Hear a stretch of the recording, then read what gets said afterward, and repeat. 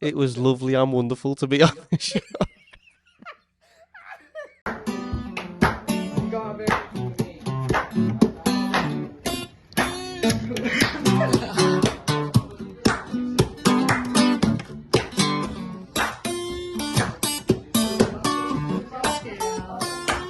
Come on, Kurt, what are you saying?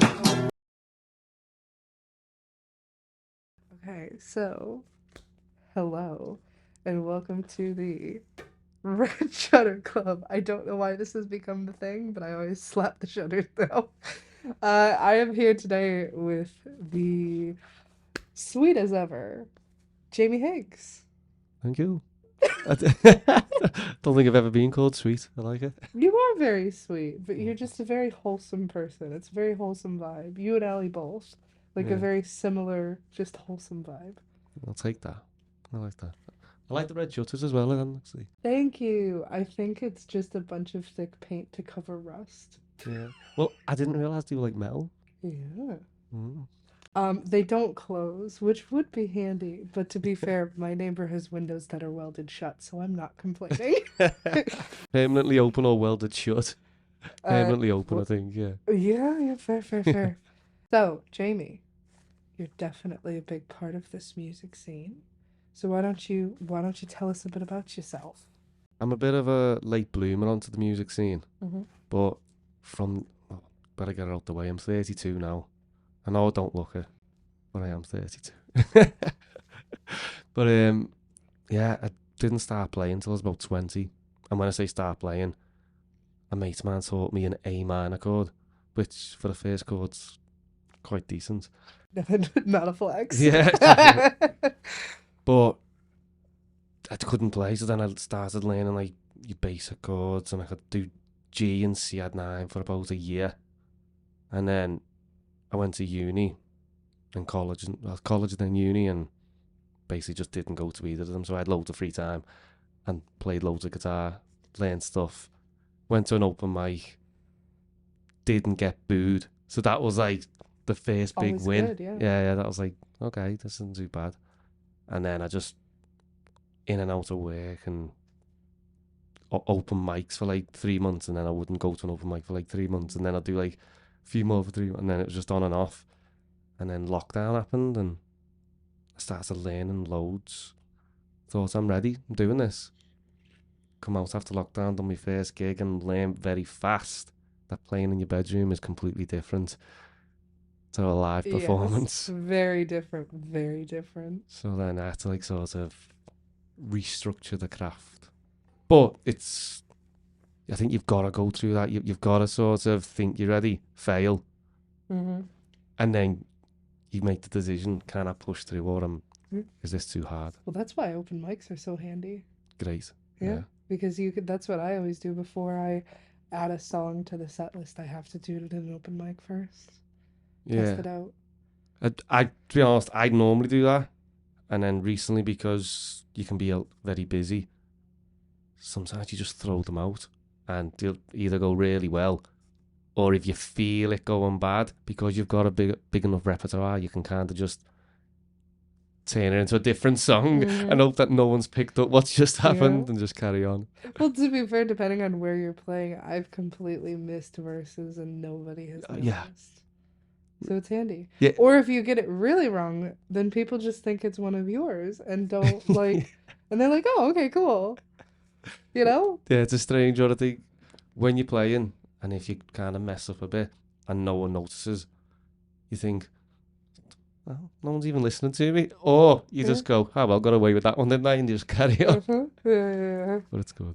But to touch on the open mics, I think I once got called the whore of the open mics. Oh. Which was, I think it was meant as a compliment. It just meant I was trying to get out as much as I can and play wherever would have me. And like you say, they're so important because they help break your sort of boundaries. Coming out of the bedroom, you can play, I don't know, Wonderwall in your bedroom, and you think you're smashing it, and then you get there on stage and there's a microphone and there's EQs and stuff to deal with, and as you start playing, you might just can't go like that, and you're not into the microphone, and people won't be able to hear what you've just been saying. And that's such a big part of your stage presence, is being able to own the microphone and feel comfortable and confident. So without open mics, I think a lot of people wouldn't even get off the ground. Plus, even just, it's such an opportunity to network with other musicians. Yeah. Like, I know we were just at the Monday Club the other day, and we're like, oh, let's do a song together. Yes, lads. But if you don't have open mics, even open mics, depending on the open mic, it's a place to collaborate. I mean, one of my favorite open mics in town over the summer was Ditto, because if you went when it was busy, it'd just turn into a jam session. Or like, I would, one of my songs, I knew that if I just told someone who actually knew what they were doing on an instrument, give me something bluesy and E, I could pass the guitar, and it suddenly became this exciting collaborative thing. And I'd drag Ben Whitley up by his curly hair to play harmonica for me. So it's a big opportunity for that, because playing at the end of your bed is different, but playing with other people is also very different and intimidating. Yeah, well, again, that's another like sort of comfort zone you can break. I remember my first one was in Mackenzie's, and I was just used to getting up on my own and being sort of timid. And then they had like a jazz band there, so I was playing, I think it was Riptide by Vance Joy, just a cover like I was kind of working on. And some guy got up and started playing bass, so I was just like, okay. And then some guy got up with another guitar, and then some guy got up with can't remember whether it was a saxophone. And we were just like, we were all there just jamming, and for me it was the first time in life I felt like a proper musician. I was like, yeah, look at us jamming. Just sang the same chorus about 19 times in a row because I didn't know what else to do. Yeah. But like you say, it's that sort of, that is what music's about, bringing people together and having that moment of just going with the flow and enjoying the music. And when the people on stage are having fun, everybody else is having fun. Yeah, definitely. Yeah. Because I can sing the song that I normally collaborate with on my own, and it's like, oh, cool. But then as soon as I'm like picking people... Do you find now that you're kind of addicted to having the people with you? Yeah. So when you then do it on your own, it's like, huh? Kind of. It's not as fun as when everyone else is involved. It is. Yeah. Which is why I'm in the process of getting a band together. Oh, yeah. That'd be sick. We're working on it. We might have to cut this out. We'll see. Oh, goodness. But, all right. So, other than skipping class and using that to learn guitar. Seemed like a bad decision at the time, but now it's kind of paying off. You know, we've had 2 people so far stay in school, kids. This might be the first reverse. You just Uno reversed. I wouldn't say don't go to school. I'd say school's not for everybody. Okay. That'd be my sort of alternative. Instead of Uno reverse, it's Uno alternative. There we go. That sounds like the name of like an indie band. Yeah, it does. Oh, God. But so other than that, what got you into music in the first place? Because most people start fairly young. You know, most people pick up a guitar sometime, usually between 12 and 15 is what I've heard.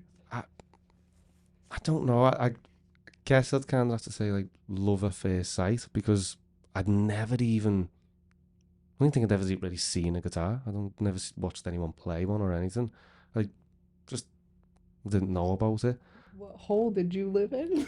No, but it was just, we were in the ghetto. I don't know, we just... like I knew Tupac was and Biggie, and do you know what I mean? Then 50 Cent and Jay-Z and all that. I knew about music. I just didn't know what goes into producing music or making music. Okay, fair. Yeah, Tupac. Yes, I see. No wonder they called you the whore. Yeah. I get the same. Yeah. Nah, look, there's nice things about Tupac, but it was like rough toast. It was. Rough toast? Yeah. Yeah, bouncers on the KFC. Yeah, that's true. To be fair, they have the McBouncers down the street at McDonald's. Yeah, but it's different in town. You can expect it, not in like a neighborhood. You just don't expect like the McBouncer. Yeah. But I forgot what I was saying. Nah, yeah, I don't know. So then I met a few lads when I got my first job, and they were all, one of them was like indie guess he was into like a band called Hadouken. Bless you. Stuff like, yeah. And then my other mate was kind of into like Red Hot Chili Peppers and that sort of aspect. And then my other mate was into like rock and roll type of stuff. The K1. Don't know if anyone... The K1. There'll be people who see it. They'll know the K1. I was like... But yeah, so that like meeting them three was like different. None of them wore trackies. So that was like... Yeah. So then Which is a big culture shock. yeah, it was. I started wearing like jeans and t-shirts and polos and I don't know, grow my hair and yeah, it was just all weird. And I see me mate playing guitar and it was just as soon as I seen it, it was like the tones in my ears. I was just like, that's sick. I want to know how to do that. Mm-hmm. And then I don't know, just learned it, done it. Well, that's really quite cool. And what made you decide to take it to, oh, I'm going to do this for work? Sort of two phases. So when I was about Mhm. 25, I was like, oh yeah, I want to do this. I'd been getting compliments at open mics and kind of like bumps your ego up a bit and you're like, yeah, I can do this. And obviously... Oh, yes, it does. Yeah, right, it does. And then you kind of see people becoming millionaires through music. So I was like, yeah, I'll have a bit of that. Mhm. So then I set up like a YouTube and started like making little videos. Never liked any of them. I think I posted one. But my mate was helping me, so we were jamming a fair bit. And then he went to uni. And it's just kind of like, because I had that one person to bounce off, it was as soon as he went, it was like kind of back to my old ways a bit. And Which is why you can never leave. yeah, yeah, you do.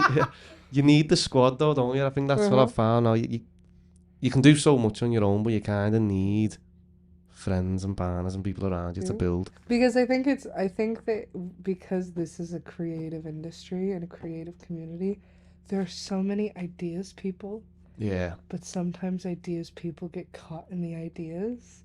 So you need people who are ideasy and creative and like down enough, but who are also doers and will do things. Yeah, and you do. You need the ones who either, if they have the idea or you give them idea, they'll make it happen. That's what they want to do. And then you've got the people who you say like, oh, I've got an idea. And then tomorrow it's like, I've got another idea. But then you can't focus in on one. Yeah. You kind of need that. To be honest, that's how me and my girlfriend work.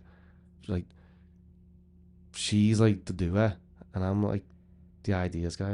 I'll say, oh, let's do this, but then I won't ever do it. And then she'd be like, I thought you said about going away for the weekend. I was like, yeah, let's do it. And then I'll walk away. She kind of has to be the one to like, well, should we go here and do this? Yeah, I like it.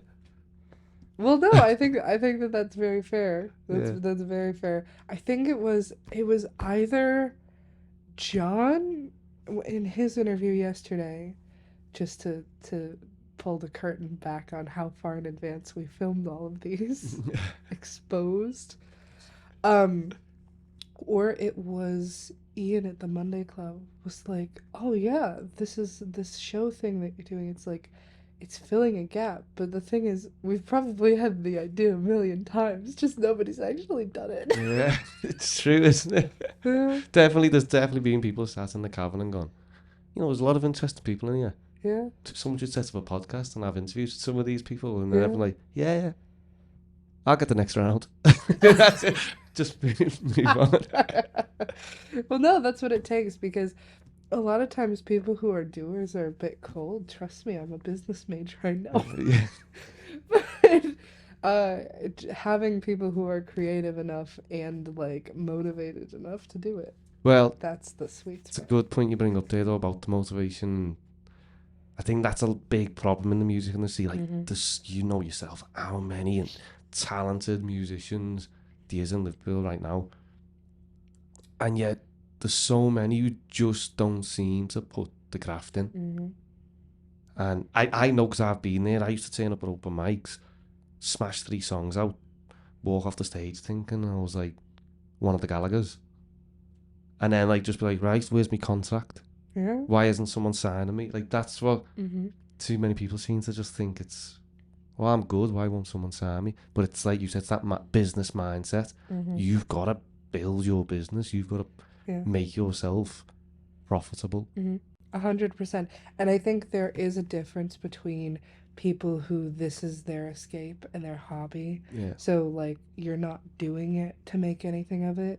That's one thing, and you kind of want to protect your little safe haven. Yeah. But if you really are considering doing it for like a profession or wanting to get gigs, there's a lot of musicians in this town, so you can't just expect that someone's going to be like, oh, here you go, because there's a million talented people. So the ones who go up to those people and are charismatic, the ones who have business cards, the ones who like network a little bit more, try a little bit harder, work harder on their socials. Ones doing. Yeah. The ones doing. So even if, say, like you say, if you're networking your ass off when you're at the events, or even when you're at home, if you're just posting, like speaking to Elle before and saying about, like she just started doing her posts, and that's how it starts, just doing things. Yeah. For so many years I sat there going, I want to do it, but didn't do anything. Yeah.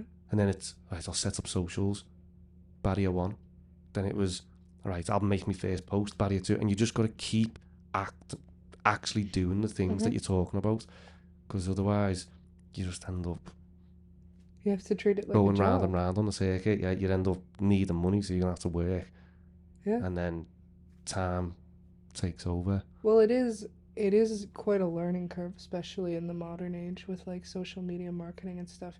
Even with the marketing that we've done so far for this show, how well it has done for how small of a following it has, it probably takes a good between 2 and 5 hours to schedule and make everything, depending on how good my templates are, or what computer I'm on, or if I'm on my terrible Wi-Fi in this apartment or at school.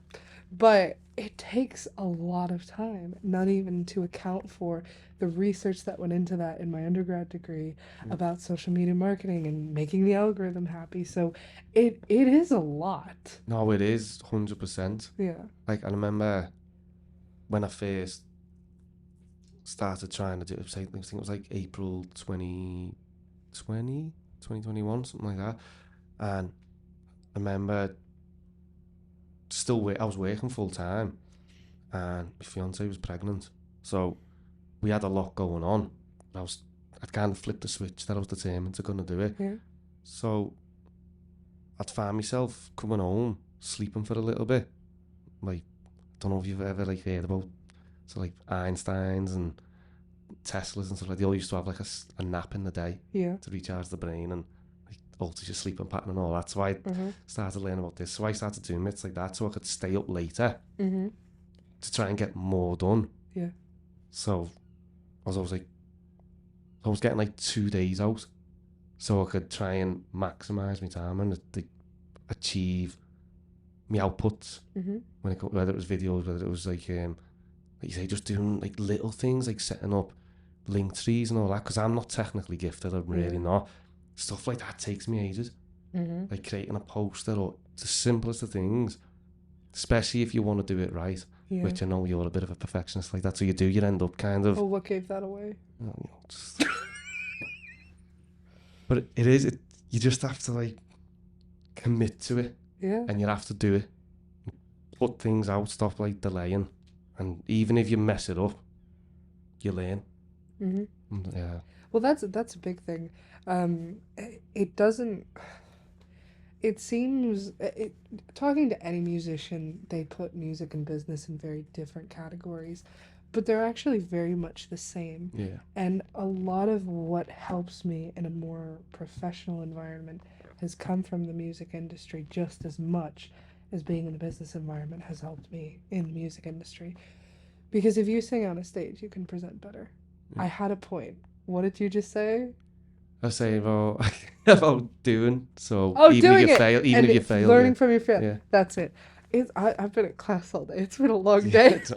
But so learning from your failure, that is something that I learned from businesses because I'm from a family of entrepreneurs, and they would just think kind of nothing. It'd be like, oh, try and start a little company. Yeah.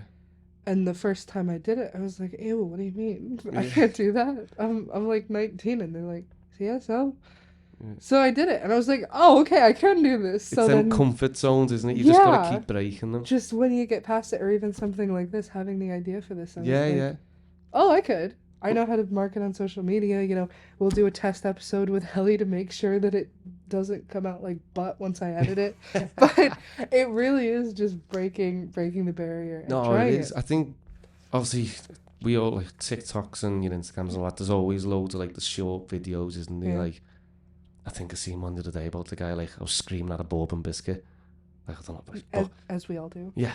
But it's just like motivating yourself and being prepared to go through them failures is essential to success. And we see the videos all the time. Like, everyone watching this would have seen at least 100 of them videos on the socials that they come up all the time. And yet most of us are still scared of failing. Even though we all know you've kind of got to fail to succeed. Like, it's like a comfort zone. It's like that barrier that people just don't want to push through. Well, you learn more from failure than you do from success. I think that's the biggest sort of achievement I'm proud of, is breaking them boundaries of, especially when I done that first gig and I thought I was ready, and if it weren't full of me family and friends, it would have been bad, but they'll have clapped anything. So. Oh, it's not bad anyways. The first time that I played the Monday Club, I hadn't touched a guitar through all of COVID, and I played at Monday Club for the first time about this time last year, because it was just before St. Patrick's Day in 2022, I think. Maybe. I don't know. Jamie, you need to know these things. No, I should have known. But the first time I got up, I literally forgot who I was. I forgot all of my lyrics, and it was okay. Even though I didn't know anybody in the room at the time. Now they're all me mates. But that's it. No, but now you go. If anyone goes to Cavern Club now, and they see you do the closed show thing, which is like, it's become your little thing, hasn't it? But it's unbelievable. Like, it's such a good way to end the show. Like, anyone who's there, I was there 2 weeks ago. I was just sitting there watching it, and I kept saying to the people around me, I was like, how good's this? Because it is. It's like you were all just random. Like, obviously you might have known each other sort of, but you don't play together, you don't practice together, you all just jump up, and it's like real music in a real legendary little bar, just smashing out tunes. No, and it is so much fun. But even how that started, we were talking about earlier with like just being kind of ready to take opportunities that you get, and being, I don't know, just like kind of excited, easy to work with. The only reason that happened was because back in probably October or September, I saw Ian was upset when there wasn't like a big close, and I think it was just him and Barry Jones.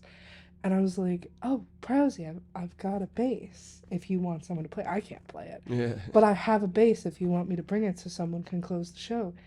And he looks at me and goes, you'll bring your bass and you'll fucking play it. Yeah. And I was like, I don't know how to play the bass. And he's like, you'll learn it. Dead easy, dead easy.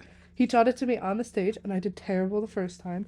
But then I closed with him playing the bass for a few months. And then he lost his voice. And I had done that song in a show of mine back in New York, and I closed with some of my friends, and I did my little Monday Club moment. So he lost his voice. We're not doing it tonight. We're not doing it tonight. And I'm like, do you want to? Yeah. I'll sing it. Do you know it?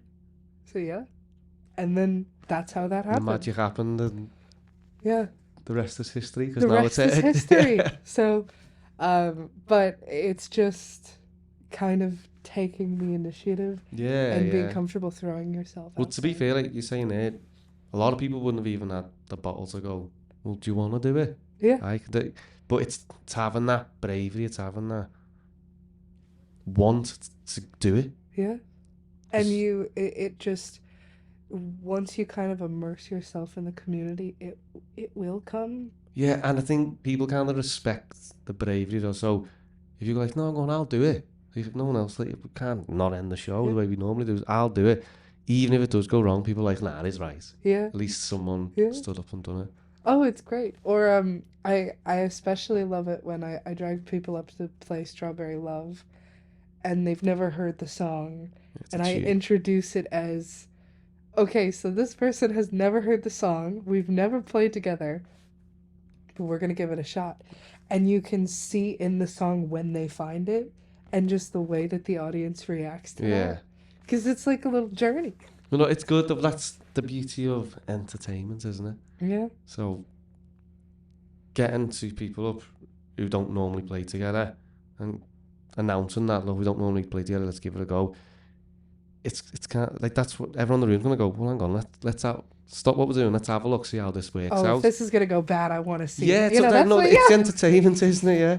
Are they going to score or are they going to miss? I kind of want to see. Yeah. So like that's the beauty of it. Where if it's kind of two people who are very comfortable and they get up and, I don't know, maybe the song isn't great or whatever, it's just going to pass through the room. Where if you're creating that sort of, not anticipation, what's the word I'm looking for? Morbid, what is it? Rubbernecking. What's rubbernecking? It's like when there's an accident and you just have to look. Is that not a term over here? No, is it rubbernecking? I thought it was more for like checking on someone's ass. No. Like, That's just you, Ellie. Yeah. No, but that's like if you're Ellie's rubbernecking down Tubrook. But no, that's like if you're on the throughway normally, or you're on the highway in an American car. You're driving past an accident. And there's an accident, and suddenly traffic picks up. Yeah. And then traffic loosens up right after you get past. Yeah, because we all do the same. Stopping to look at the accident, and then as you get to it, you go, ooh. And then whoever the designated old man in the car will be like, they're all rubbernecking. Yeah. You know? I've actually never heard that. Rubbernecking?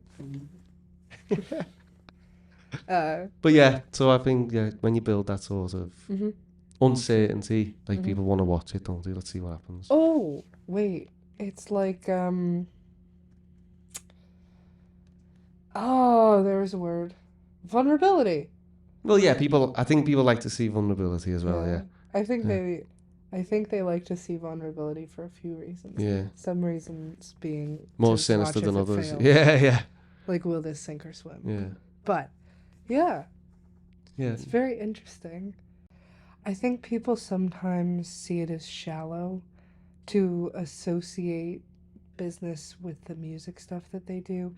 Which, if you're only doing it as a hobby, like, I guess I kind of get it. But I think that business has this very cold shell, and people assume that just everyone is a finance bro. I think it's because we all, let's be honest, we all hate, like, money and the way money dictates society. Yeah. Like, everyone hates that aspect of it. We'd all want the best equality right across the market if we could. So, for example, like, why does Ed Sheeran need 400 million? Do you know what I mean? When you've got talent all over, musically all over the place. There's plenty of talented gingers. Yeah. That's me. So we had 2 on the show yesterday. There you go. Yeah, so why can't they get a little bit of... But... Yeah, come on, Ed Sheeran. I just think, like, that's where people have a bit of hate towards the business aspect of music is you're either up there and smashing it, or you're down here trying to break into at least the lower barrier of it where you can actually not work to earn money, you can actually do music to earn money. And that's where it kind of gets that stained sort of... Oh, 100%. Plus, there are cold things to it. Like, there are ways to market and advertise and conduct business that are really gross. But there are also a big part of what we're supposed to be learning is how to do those things better and how to be ethical and all these other things. But I think it just has this very cold undertone. So if you talk to a musician, they say, "Oh no, I don't do the business part. I don't talk about business. It just ruins it for me." But then they'll go on and talk about strategy without calling it strategy. Yeah. They'll talk about marketing without calling it marketing. Well, that's it. I don't think maybe some people don't realise that they are actually working within a business without me. Yeah. So if you're after support slots, say you strictly originals music, you don't like to do the covers and stuff, and you just want to do your own music, but you want to obviously develop and play bigger shows because you want to, like, if you're not sharing your music, why would you be out there playing? Yeah. Do you know what I mean? So obviously you do want to share your music, Mm-hmm. so you want to share it to a bigger audience and so on and so forth. You've then at least got to network when you're playing. So if you play an open mic and you're really good and someone goes, wow, Jamie or Shannon, that was really good, and then, like, have you got more of your own tracks and stuff? Yeah. That's my business, not yours. What are you gonna do? Shut them down? No, you're not. You're gonna engage and go, oh yeah, I've got loads. I'm trying to play shows. You're gonna that's network and that's business, and you're trying to sell 100%. yourself. And I even had to get to the point where I was comfortable if someone compliments me, unless they asked me if I had anything out, I wouldn't tell them anything. But I finally was like, no, if they're asking, or if they're complimenting me on the performance, I just throw in, oh, I'm actually on Spotify. Or I'm trying to get like a headline show together, like straight in with the sale. But the thing is, they like it. Yeah, because it takes so much for someone to even compliment you. Yeah. So if they've gone that far to give you the compliment, 100% agree. It's a very good point. Then, People think, because I know I did when you first start, and someone says, "Oh, that was really good, that mate." You just be like, "Oh, sheepishly, thanks." But you don't realise they've just come and approached you. Like, they're sitting there thinking, I like this guy, I'm going to tell him. It's not a cold call if someone does that. Now you can tell if it's like, nice one, lads, and it's like kind of passive. Yeah. Unless it's like Ben Whitley or that type where everything he says seems very passive. Nice one, lads. Yeah. Nice one. But unless it's, you could tell it's like a pity. Good job. But obviously you get the vibe, don't you? That was great. Yeah. Here's my business card. It's got my music on it. No, you get the vibe off someone, don't you, when they approach you, or even if once you just gone and sat in your seat at the sat near you. If someone, like, say, kind of goes out the way, like leans across, or say sometimes people walk up to you and say, you've got to remember that's someone, whether they're drunk or not, making a decision to go, I'm gonna go and engage this strange person because I like what they're doing. Yeah. So, rather than being like that sheepish sort of, oh, thanks, what you've got to do is appreciate what they've said and then give them something back. Like I say, I always go straight to the Instagram. Because you're not asking for money. No. You're asking, hey, follow me, I'll follow you back. Yeah. That's it. Or it's I'm on Spotify. That's free to listen to. Yeah. Well, if you like that, come and check this out. Yeah. So. And then little fist bump. Little fist bump, or the like drunk elderly men who just really aggressively grab your face and try and kiss it. Listen, you get that from the drunk elderly women as well, Yeah. James did mention being groped, which was a little. I thought it was a bit much, but. Oh yeah, I wrote a song recently called Lady, and it's literally very much about when I started gigging, my whole perception of women on a night out kind of changed. Because I was quite surprised, like, married women, engaged women, very forward. And I found that a bit sort of, whoa. Do you know what I mean? So yeah, I wrote a song called Lady about her. And I only played it once. It was at my headline show a couple of weeks ago and everyone loved it. So hopefully it's... I'm definitely going to be playing it again. Well, I think with the tales of... old ladies and men groping us while performing. Yeah. I think we should leave it at that. Well, it's obviously remember the song "These Hoes Ain't Loyal." It's like my it's my sort of singer-songwriter version of that. It's your folk version.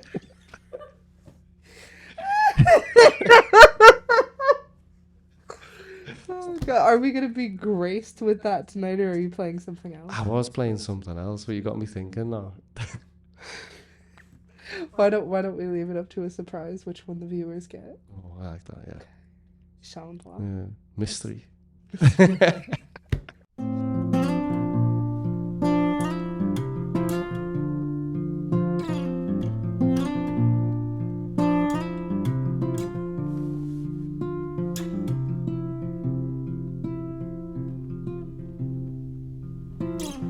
my hearts collide.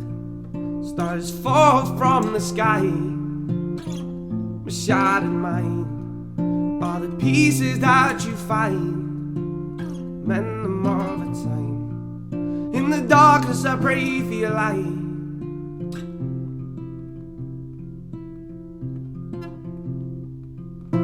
Sing it all for you. When I need you, you're around. Never miss the moments.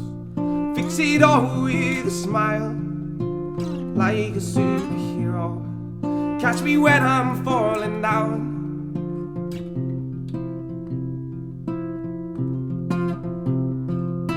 And I will always love you, even though you slip away. 'Cause you're so unconditional. I'll take away your pain. And you will always love me, even though I push away. 'Cause your love's unconditional. I'll take away your pain. Wish you could take away your pain. Take away your pain.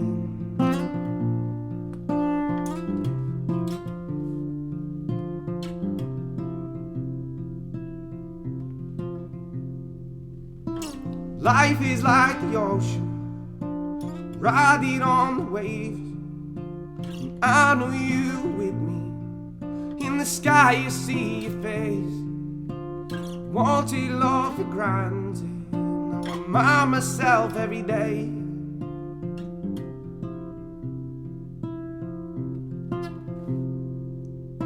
That I will always love you, even though you slip away.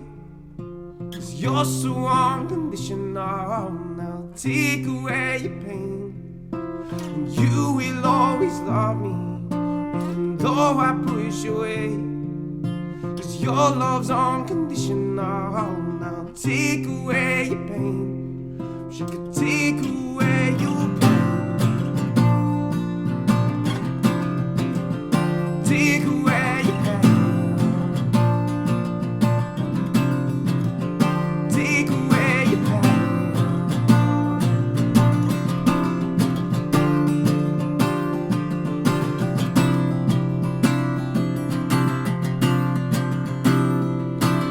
And I will always love you, even though you slip away.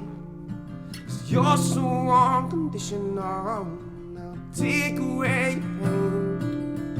And you will always love me, even though I push away. 'Cause your love's unconditional. Now take away your pain. She could take away your pain. That was great, Jamie. Thank you so much. It was great.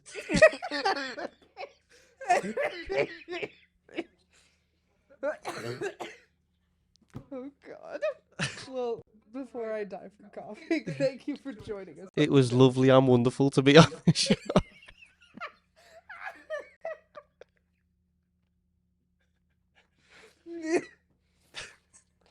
Are we using this? Do you want to? Don't know.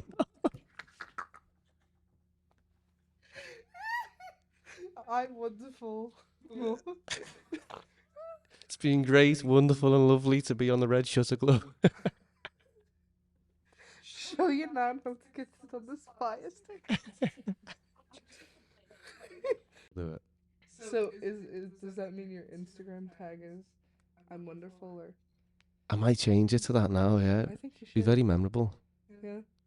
Lovely, great and wonderful Jamie Higgs. Music. Just, just bring it back. Yeah. But, Really bring it true to yeah, do you know what I mean? All right. Is there anything you want to plug? There will be a single coming out, and it's been a long time in the making. It's we was in the studio for like 16 hours. I mean, to be fair, we did go for 2 meals, but like 16 hours, and yeah, it's gonna be heavy. Wow. Yeah, Well, that's exciting. Keep your eyes peeled. definitely. And thank you so much for joining us. Your love's unconditional. Now take away